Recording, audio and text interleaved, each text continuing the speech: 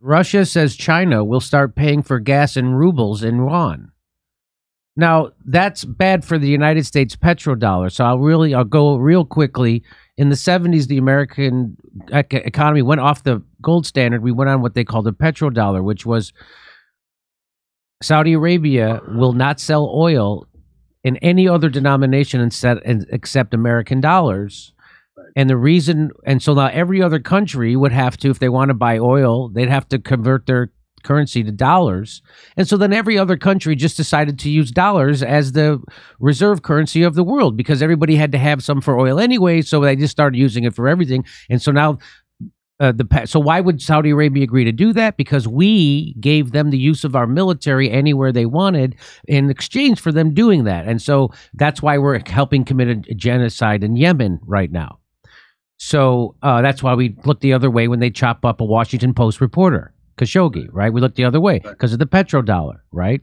That's why we wouldn't allow people to sue Saudi Arabia after 9/11, why Barack Obama had to fly to Saudi Arabia to smooth it over after they passed the law saying people could.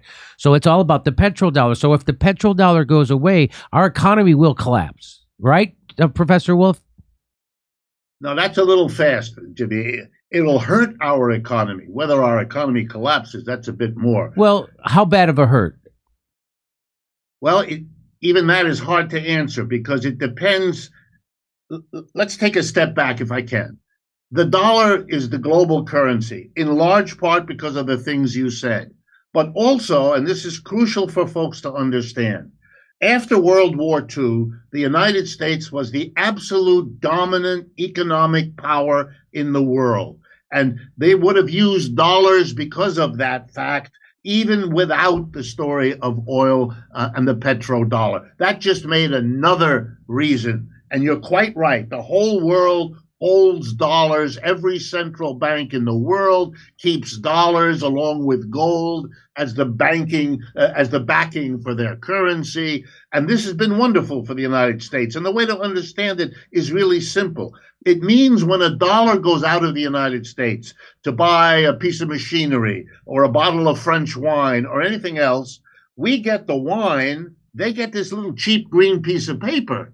This is a wonderful deal because they hold on to the paper, which costs us nothing, and we get the fruits of people's real work, machines, automobiles, food, all the things that make the standard of living here. If those people didn't want the dollars anymore, then they would demand, if we want their wine or their machines, we got to give them real products that would have to be produced here and not available to us because they would be paying for what we bring in from the rest of the world. So it's a free ride for the United States over the last 70 years.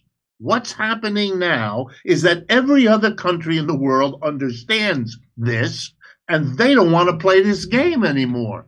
They either want a share of such an arrangement, or they want the same benefits for their currency that the United States has monopolized for the last 70 years for itself. No other currency has been in that position. So you're beginning to see attacks on the role of the dollar all over the place. The Russia-China agreement, paying in rubles and yuan is one of many things going on. In Latin America, in Africa, in Asia, people are not relying on the dollar. And people have to understand it's a slow process. It's not going to happen overnight. We're not going to collapse tomorrow. But we are in every way, and this is the hard part, we're not in the position we were for the last 70 years. We've had almost a century of the American empire replacing the British Empire, becoming the new colossus of the world economy. We are now not doing that anymore. We are on the ride down, and the ride down is way less fun than the ride up ever was.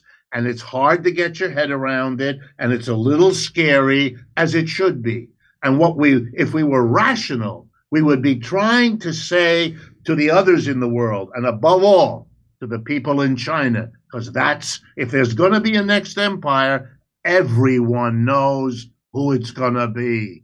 So we ought to be coming to agreements with them. not provoking conflict with them. We ought to work out a deal. And American history can teach us this.